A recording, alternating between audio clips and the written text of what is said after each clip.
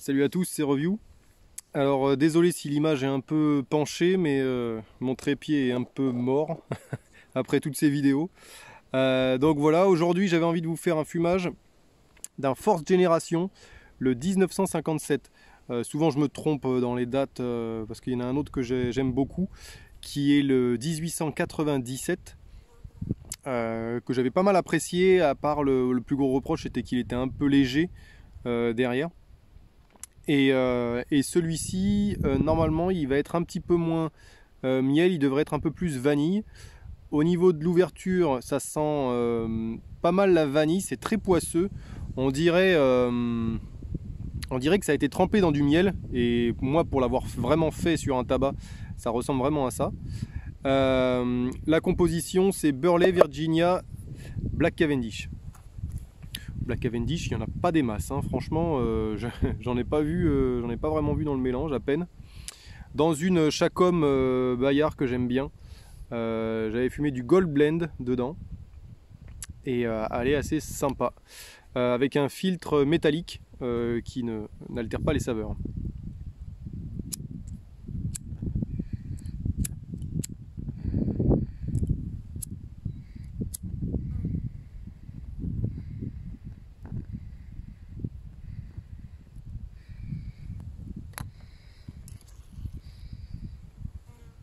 Il va falloir bien le faire démarrer parce qu'il est très humide et très poisseux surtout. Il faudrait que je vous fasse une photo de l'opercule là quand je l'ai ouvert en papier. Là, il était complètement imbibé de sauce là.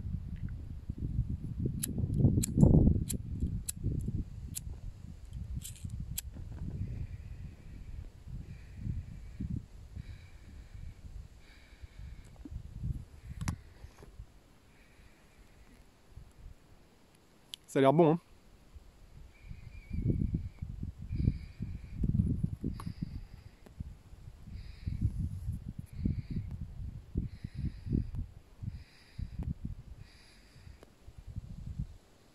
Je me demande si c'est pas du Cavendish clair qu'il y a dedans. Parce que ouais, franchement il est vraiment très bon.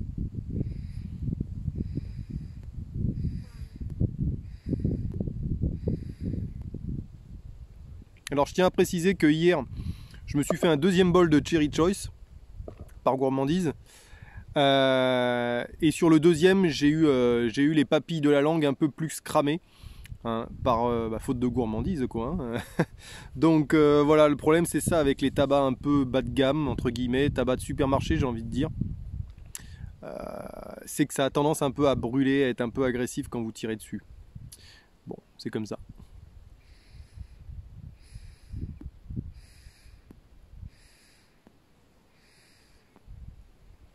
Ce matin j'avais moyennement envie de fumer. Et puis là en fumant ça, franchement, c'est vrai que ça je pourrais en fumer toute la journée quoi.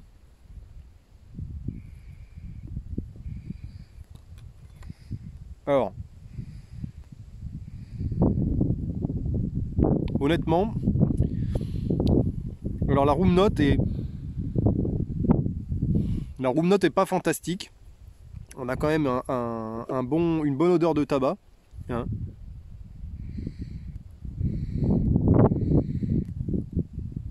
Moi, ce qui me frappe le plus dès le départ de la déguste, c'est le côté.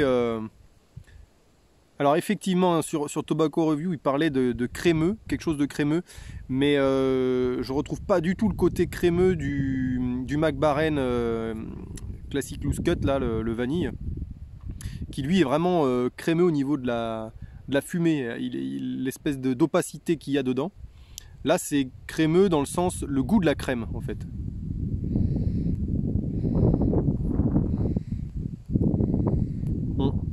C'est vraiment ça. Alors c'est le côté, comment ça s'appelle, le côté crème anglaise. Voilà, c'est vraiment ça, c'est crème anglaise. C'est pas le vanille vraiment chimique, c'est vraiment côté très crème anglaise. Très très bon. Alors il ressemble beaucoup au 1897.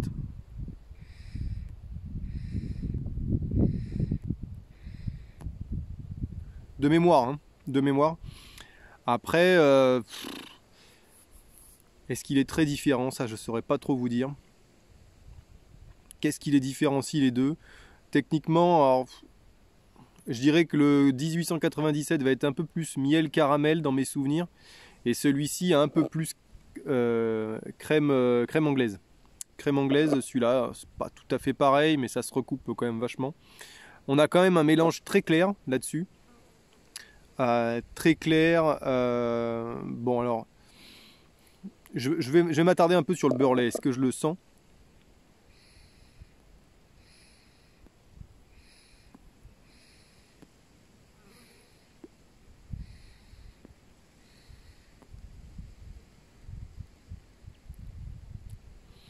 Ah ouais, là franchement, le beurre-lait, j'ai tout de suite identifié. Là, en 2-3 grosses bouffées, là, on le sent bien. Et c'est ce qui me taraudait là, au niveau des différences.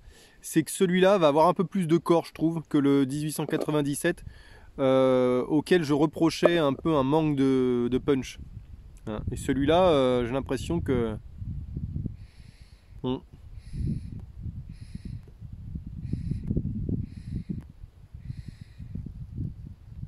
Ouais. Celui-là, on va dire que c'est plus pour les confirmer, quoi. Celui qui aime bien l'Aro, il peut partir sur le 1897. Et celui qui trouve que le 1897, le gars qui est un petit peu habitué aux cigares, etc., des trucs un peu plus costauds, qui va trouver dans le 1897 un petit manque de quelque chose, un peu fade, un peu... pas fade, mais un petit peu un manque de corps, hein, et ben celui-là va être, pour moi, mieux équilibré. Mieux équilibré. Alors, au niveau de l'arôme, la vanille, pour moi, elle n'est pas précise. Hein, c'est vraiment le goût caramel anglaise, crème anglaise, pardon.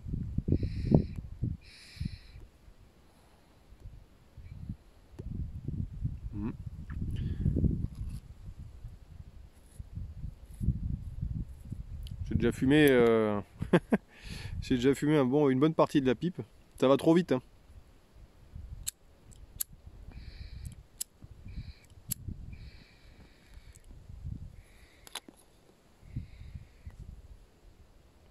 En bouche, il est vraiment hyper doux.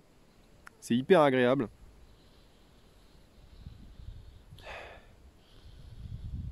Il y a beaucoup de vent. Alors, la room note, j'ai du mal à vous la décrire. Ça sent pas mauvais. Mais j'ai l'impression que le 1897 a une meilleure room note. Hein. Après, ça se vaut.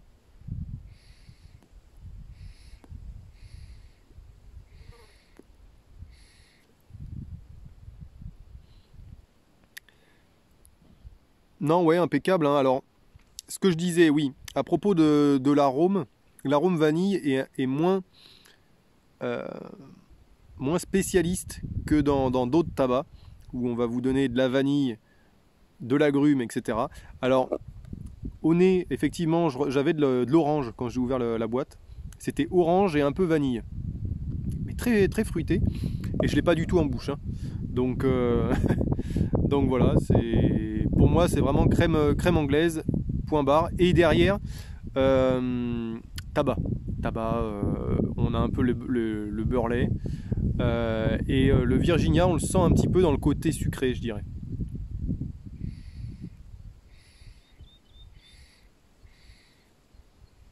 Ça a beau être un haro assez saucé, voire... alors, il est saucé dans le physique, c'est-à-dire qu'il est très, très poisseux. Bon, il a quand même une bonne combustion, hein. Attention. Je pensais qu'il était en plus de ça humide, mais non, pas trop. Et...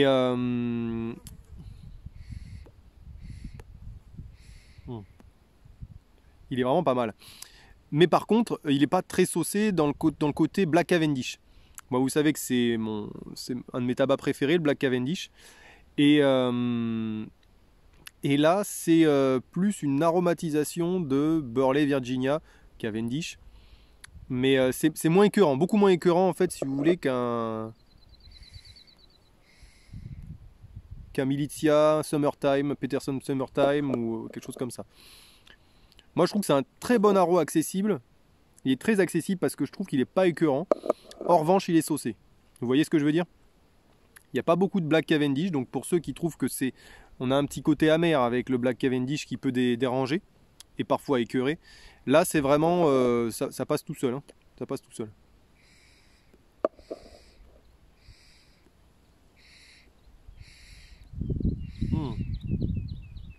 Il est vraiment très bon.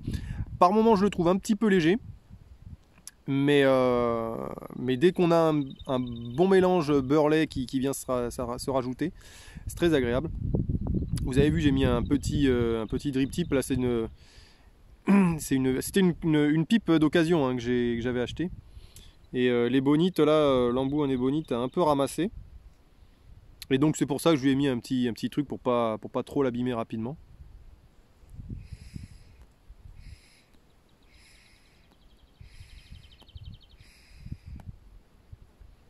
C'est très doux.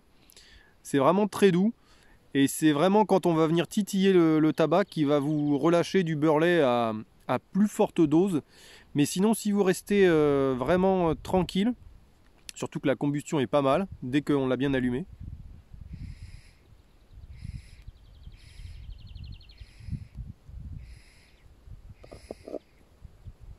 Non, honnêtement, c'est le deuxième Force Génération que je goûte. Et il est vraiment très très bon. Alors, est-ce que je le mettrai dans mes tabacs à avoir H24? Peut-être. Là, un qui a vraiment tapé très fort, je vais vous dire, pour moi, c'est le Holger Danske Black Bourbon, qui est vraiment top pour moi, hein, c'est mes goûts.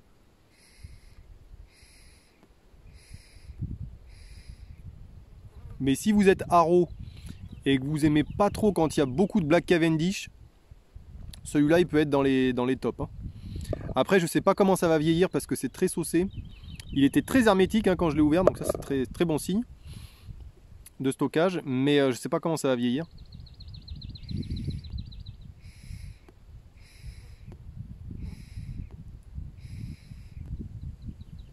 Il faudrait que je réessaye le 1897 pour me faire vraiment une idée. Après celui-là, moi franchement, la présence de beurre-lait est vraiment top. C'est voilà, c'est très très bien. Et alors celui-là pour ceux qui sont amateurs et non débutants, vous voyez, bon c'est un foyer pas petit, pas énorme, mais assez sympa quand même, quoi, hein. On a un peu de volume. Voilà, je vous souhaite une bonne fin de semaine. Ça m'étonnerait qu'il y ait d'autres vidéos dans la semaine, c'est déjà pas mal. Pour ceux qui ont envie de voir un petit peu autre chose que de l'haro, je prévois, spoil, je prévois du Peterson Nightcap prochainement. Donc là, pour ceux qui aiment bien le Latakia, le Perique, Virginia, il va tout y avoir. Donc on rattrape le retard. Donc voilà, normalement Peterson Nightcap pour la semaine prochaine. À bientôt.